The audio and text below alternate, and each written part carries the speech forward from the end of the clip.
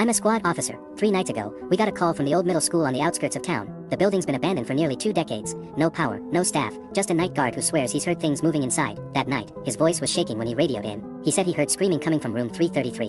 When we arrived, the hallways were darker than they should have been. Our flashlights barely cut through the dust in the air. Every step echoed like the place was swallowing the sound. The smell of rust and mold hung heavy, and something like burnt wood. Room 333 was at the very end of the corridor. The door was chained from the inside, but the chains were swaying, even though there was no wind. And then we heard it. 3 knocks, even, deliberate, coming from behind the door. We radioed for backup, but the signal was gone. The rest of the building still had faint service, except that floor. Something about the silence felt wrong. I could hear my own heartbeat, steady, in sync with the knocks. I decided to cut the lock. The moment I pushed the door open, the air turned freezing. My breath fogged instantly. The beam from my flashlight flickered across broken desks, peeling posters, and shattered glass on the floor. But the strangest thing, there was no dust inside the room. It looked used, as if someone had been there recently. On the chalkboard, fresh writing, "Please, let me out."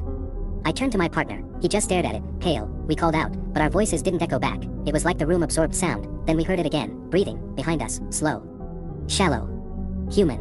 I spun around. Nothing, but one of the desks was moving, sliding an inch on its own. I stepped closer, and the floor creaked under my boots. Something underneath. I knelt, shined my light, and froze. There were scratch marks, hundreds of them, carved deep into the wood, and one message etched over and over again: "Don't open the door."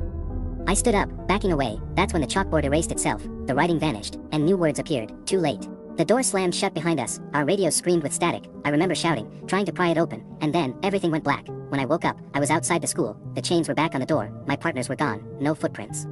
No cars. Nothing. Now, every night at exactly 3:33 a.m., my radio switches on by itself. The same static, the same cold, and always the same sound: knock, knock, knock.